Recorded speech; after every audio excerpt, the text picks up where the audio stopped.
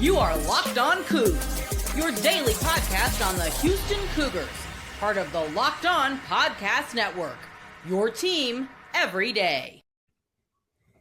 Parker Ranger Locked On Coogs. You're done with Eric Lilly, also known as Bearcat Bunch on social media, of the Chatterbox Bearcat group. Eric, I want to ask about a path to an upset here because, again, those Houston games a year ago for Cincinnati, I think, surprised a lot of people in Houston for how close they were.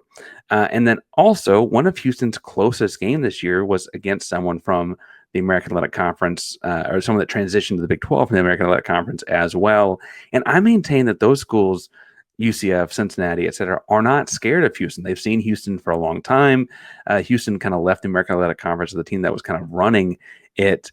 But a year ago, these two teams met up, and Houston was the number one team in America, and it was an 8-point game. And then earlier in the season, Houston was in the top 5 as well. It was just a 5-point victory for Houston. And again, I think they've added talent to the roster. What odds are you given? I know Kim Palmy said it's 9%. What odds are you given an upset? What's the path to victory? You mentioned mid-range and threes. Is it just getting hot? Like, is that all it takes for them? So I talked about this a little on the Chatterbox Bearcats episode yesterday, or it got posted today. I was looking at, your Auburn game, your as San Diego State, Texas Tech, and Bama game, just breaking down the box scores and seeing like, okay, so how do you beat these guys? And Auburn looks like they won at the 3-point line. Bama looked like they won at the 3-point line. Plus, they shot 41 free throws, but 3-point line mostly. I'm sure that game was a blast to watch. I'm sure. And Texas Tech won it at the 3-point line, and San Diego State, weirdly, Houston had more threes, had more rebounds, but Houston shot 46% from three that game too. And San Diego State won the turnover battle 7-12. And one thing the one thing that we're better at this year is we haven't been turning the ball over much. Last year it was an epidemic. I think we had 45 turnovers versus Iowa State. It's the worst game They're really in good Cincinnati defense, history. so, Yeah. But this year we've been much more composed. And I think the San Diego State game is sort of like how it could happen. Hang in there on the rebounds, hang in there on the threes, or like slightly win the three and then win the turnover battle, or hang in there on the turnover battle and just win the threes. But you can't let Houston just destroy you on the boards, which you guys will. Like, you're going to do it. But that's the way to make it happen. Maybe we get some like 10 lucky bounces on the rim on some rebounds there. I've been called overconfident in the past, and I don't mean to pump you up because you're on the show, and again I appreciate. I was doing my own research and listening to some of the Chatterbox shows. Add a little drama. No, I will say though that like Houston kind of having the season wrapped up feels almost ominous. Again, they at least have a share of the Big 12 title if they win any of these last 3 games. I'm pretty sure mathematically they get it.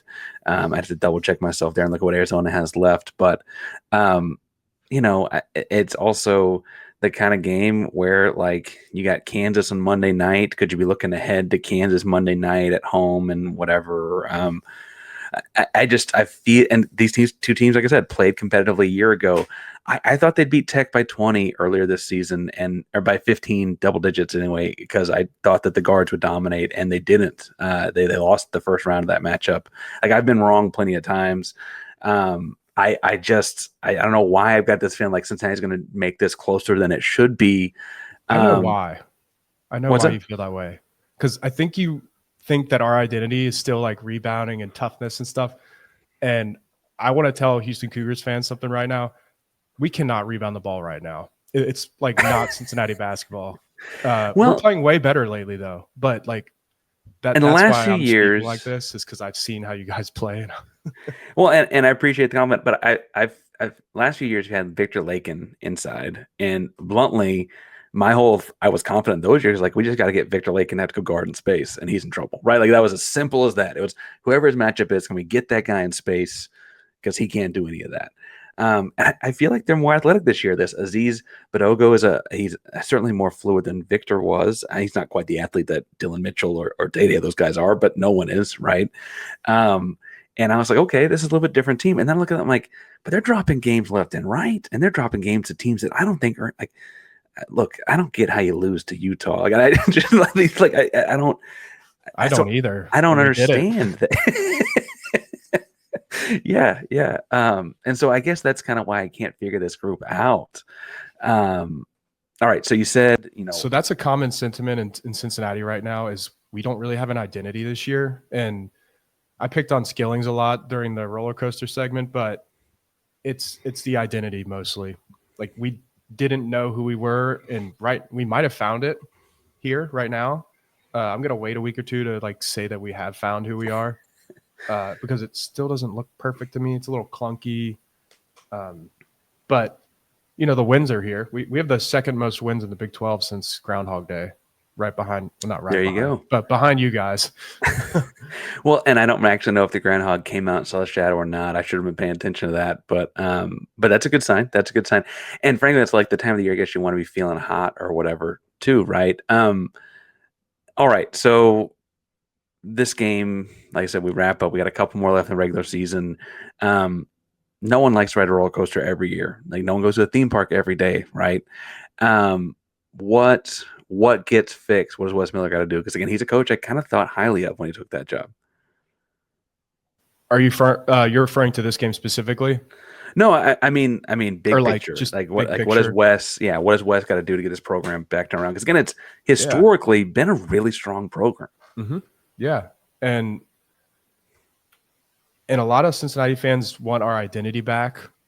And it's funny, I'm talking about this on a Houston podcast because there's no reason for you guys to know this, but every day in my group chats, I hear people like, why is Houston like this and not us? Like, because when Houston started getting good, there was a Kelvin Sampson quote. I'm not going to try to directly quote it. It was a long time ago. About how when he got to the American, he said he looked at Mick Cronin, he looked at the Bearcats and said, I got to play like them. Like, if I want to win this league, we got to play like them. Because we were winning, or, we were the team that was most consistent at that time. Obviously, Houston has done it better than Mick did and longer. But people want that identity back. And so the two things I would say is that, but also roster construction. I think Wes's biggest problem here, and a lot of people say he's a really bad coach. I'm not ready to say that. I think there's a really good chance that he just whiffed on roster construction. We've had some spacing issues that's really costed our offense with Dillon at the 4, for example. If you face a good defense, we just don't have enough dynamic playmakers to make up for the 4 and 5 not being able to shoot. Aziz can't post up. That's Bandago is how you say it. Bandago. Yeah. Bandago can't post up. He will not do it. And when he does do it, it's a train wreck. So he can't post up. Mitchell doesn't do anything except lobs, and he'll do a little hook shot every once in a while. But there's not much going on down there to the point where our guards and wing creators can get to the rim with space. And it really limits our offense, I think. And same problem last year. We had a little twin tower thing going last year with we were playing Vic Locken at the 4 last year too, which was a disaster. Which is why we got him in space. And we had a 5 next to him that was the same player, and also a disaster. So the last 2 years, there's been a little hype last year, a lot of hype this year, and at the core of it has been like kind of the same problem. Just this team way more talented. So I think he's obviously going to get another year, and I kind of think it's going to get blown up a little. I expect Skillings to be gone. That's the one I'll say for sure. Well, hey, he put a lot of talented guys in the roster. Yeah. I think Kansas is the embodiment in this conference of like, if you fall in love with those recruit rankings and don't think about the fit, I mean, you got, 7, 8 guys that are in the top 100 in their respective classes. sometimes that's not all it takes. There's got to be more of a gel thing. I don't know. I guess it was just he did so well at UNC Greensboro. I was like, if you can coach at Greensboro, you can coach anywhere. Like he kind of had a well-oiled thing going there at Greensboro.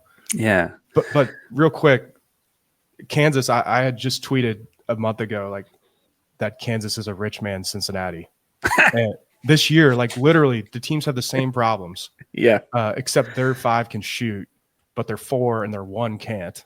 Our 4 and 5 can't shoot. So yeah, there's similar problems. It's talent, and it doesn't make sense. That's a funny tidbit. If you're looking for more, maybe I don't know, ominous future tweets, you can check Eric out over at Bearcat Bunch. He's on the Chatterbox Bearcat podcast for all things Cincinnati Bearcats. Eric, good to talk to you. Good luck this weekend. Again, I'm feeling like I'm probably more nervous about this one than you are, but that's the way that goes sometimes. Thanks again for stopping by. And I always wrap up by saying, "Go Cougs." Do you have a hand sign? We go Cougs. Get a hand sign. Yeah. Some people started just doing the UC thing, but we don't really know. Maybe we should. I don't know. Maybe that'll flip things around here. That's all it takes. See.